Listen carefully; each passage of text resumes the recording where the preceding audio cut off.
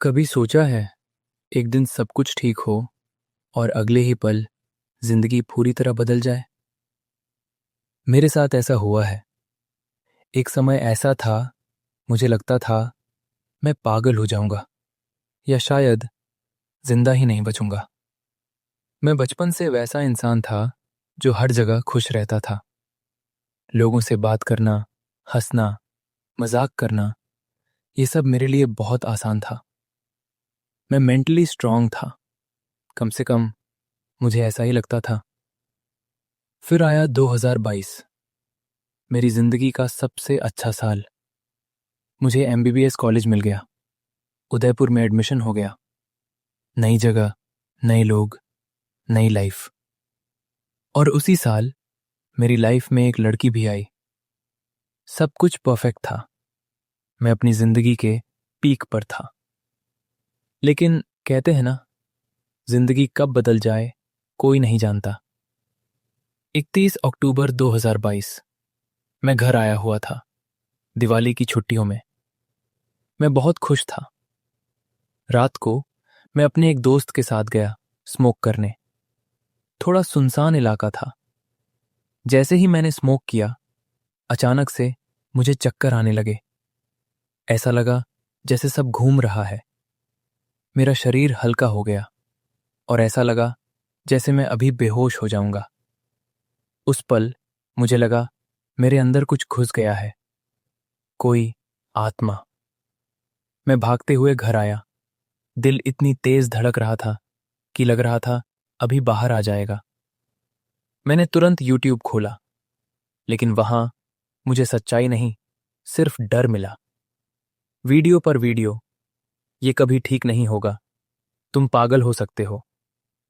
उस रात मुझे मेरा पहला पैनिक अटैक आया, लेकिन मुझे पता ही नहीं था कि ये पैनिक अटैक होता क्या है। मेरे लिए वो मौत जैसा एहसास था। अगले 2 महीने मैं सो ही नहीं पाया। पूरे दिन डर, घबराहट और रात में बस अंधेरा। मेरा 10 किलो वजन कम हो गया। मैं आईने में खुद को पहचान नहीं पा रहा था। घर वाले मुझे बाबा के पास ले गए। उन्होंने कहा, इसके अंदर आत्मा है। उस एक लाइन ने मुझे अंदर से तोड़ दिया। मैं पूरी तरह टूट चुका था। मैं हर छोटी चीज को गूगल करता था। हर दिन एक नया डर, कभी हार्ट अटैक का डर, कभी पागल होने का डर। मैं अपने ही दिमाग का कैदी बन चुका था। फिर मेरी जिंदगी का सबसे खतरनाक फेज आया, डीपीडीआर।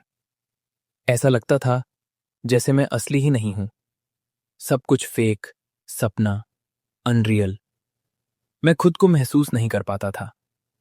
आईने में खुद को देखता था और लगता था ये मैं हूं ही नहीं। मैं 2 साल तक कॉलेज में फेल हो गया। बैक्स लग गई। जिस इंसान की जिंदगी पीक पर थी, वो पूरी तरह नीचे गिर चुका था। लेकिन कहानी यहीं खत्म नहीं होती। एक दिन मैंने डिसाइड किया, या तो मैं ऐसे ही डरता रहूंगा या फिर लड़ूंगा। मैंने अपनी बॉडी पर काम करना शुरू किया। Gym, running, sports. शुरुआत में कुछ फील नहीं होता था, लेकिन मैंने कंसिस्टेंसी नहीं छोड़ी। धीरे धीरे मेरा माइंड बदलने लगा और आज मैं 100% ठीक हूं। मैं फिर से खुश हूं, क्लियर हूं और सबसे इंपॉर्टेंट, मैं जिंदा महसूस करता हूं। अगर आप भी एंजाइटी, ओवरथिंकिंग या डीपीडीआर से गुजर रहे हों, तो मेरी बात याद रखना, ये एंड नहीं है। आप भी ठीक हो सकते हो। मैंने इसे स्टेप बाय स्टेप कैसे ठीक किया, क्या गलतियां की, क्या सही किया, सब कुछ मैं अपनी अगली वीडियोस में बताऊंगा। अगर आप चाहते हो तो कमेंट में एंजाइटी लिखना। और हाँ, आप टूटे हुए नहीं हो, बस थोड़ा सा खो गए हो और मैं आपको रास्ता दिखाऊंगा।